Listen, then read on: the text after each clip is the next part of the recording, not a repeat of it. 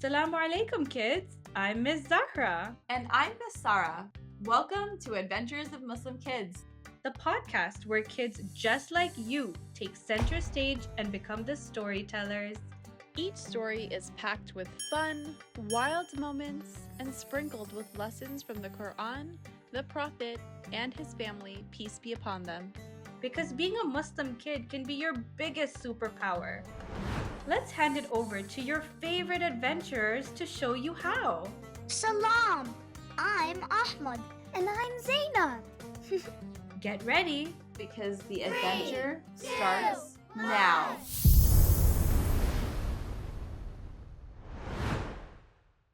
The Mess Monster Showdown. Assalamu alaikum, everyone. Today's story is about the time I battled the biggest, baddest enemy ever. No, not even a dragon, not a bully, not even my little brother Muhammad Ali when he tried to use his toothbrush to clean his toy car. I'm talking about messiness. And it all started a few weeks before summer vacation. Yup, school was still on, but my brain had already checked out. My room, a disaster zone. My backpack, well, it still had last semester's sandwich in it. Don't ask. I had tests coming up, but I was deep into creative mode. Pajama evenings, socks everywhere, Lego landmines, and snack wrappers that somehow became bookmarks. Mama peeked into my room one day and gasped. Ahmed, is this a bedroom or a recycling bin with an attitude? I'm working on a creative project, I said, sitting inside of a fort made out of cereal boxes. Ahmed, Papa called later. did you fold the laundry like I asked this morning? Almost done, I shouted. Okay, fine. I wasn't actually almost done, but I hadn't even started. And even though it was just a little lie, I knew that saying something that isn't true, even as a joke, isn't right. The Prophet Muhammad ﷺ always told the truth, even when it was hard. That's when I remembered something important: accountability. Islam teaches us that we are responsible for our actions, even the ones we think are small. Being honest, doing what we say we'll do, taking care of what's given to us is all part of being trustworthy. So yeah, I felt a tiny pinch in my chest, like my nafs trying to win. But then came the moment of truth.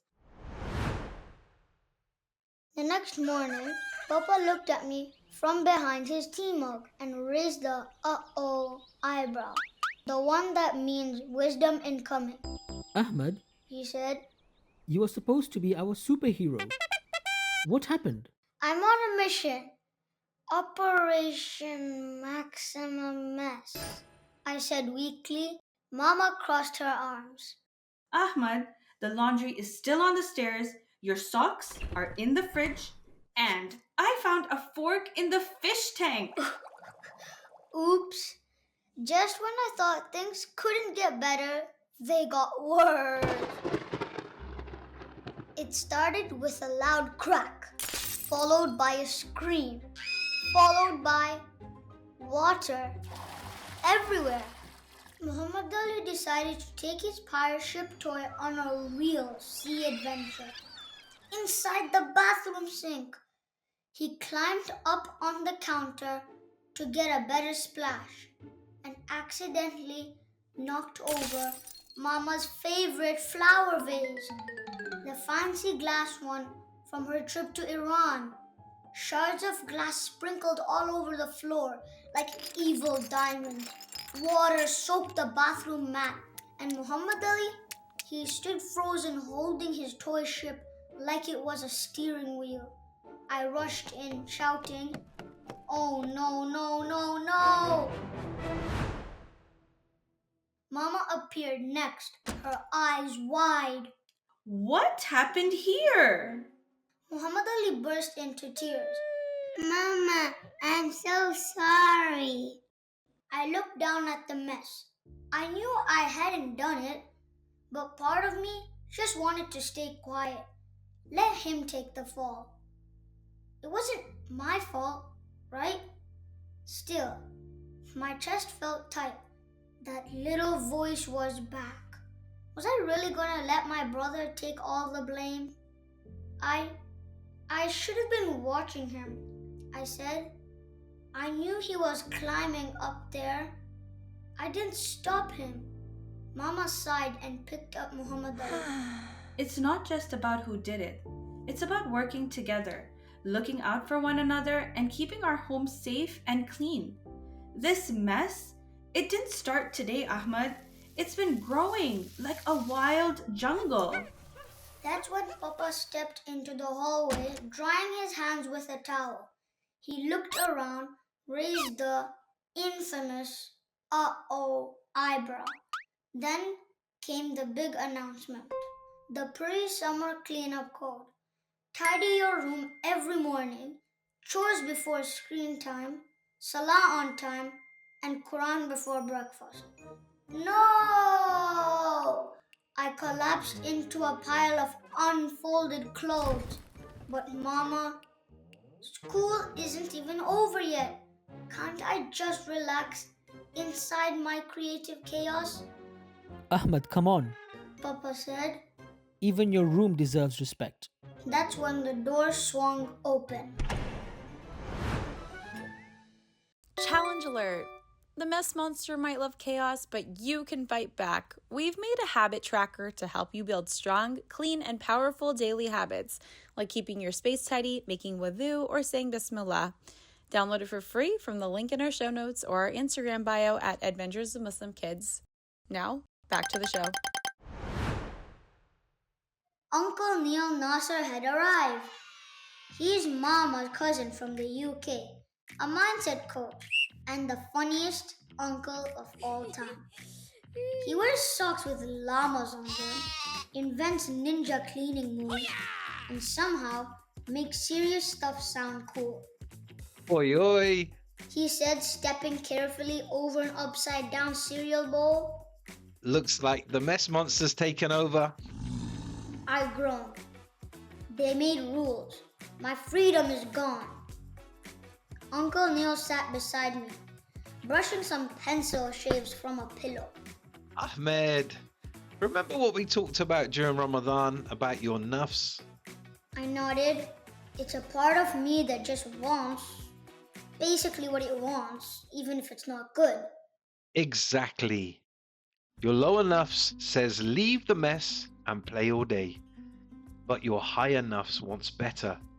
Choose the voice of the higher nafs and put the lower one on mute. He pulled out his phone and read an ayah he'd saved just for me. You see, in the Holy Quran, Surah 79, ayah number 40 and 41, Allah subhanahu wa ta'ala says, "And as for the one who is in awe to stand in front of their Lord, and therefore stops themselves from doing what they want, his or her destination will be Jannah." Then he leaned in like he was about to tell me a secret. Did you know that the Prophet Muhammad, peace and blessings be upon him, was clean and tidy, even as a young man? I perked up. Really? Oh yeah, his clothes were always neat, his hair was always brushed, his home was kept spotless, even his smile was clean. He used the miswak every day to brush his teeth. What's a miswak, Uncle Neil? It's a natural toothbrush made from a twig from the arak tree. The Prophet, peace and blessings be upon him and his family, used it regularly, especially before prayer and when waking up.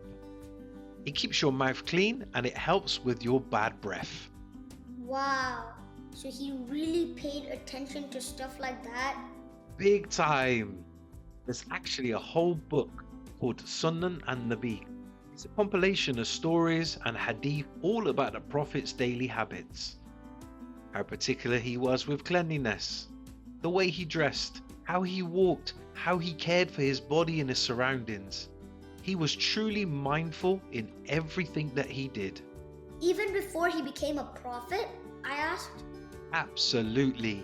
He was like that from the start, and he encouraged Muslims to have amazing habits as it's something that is absolutely loved by God and the angels.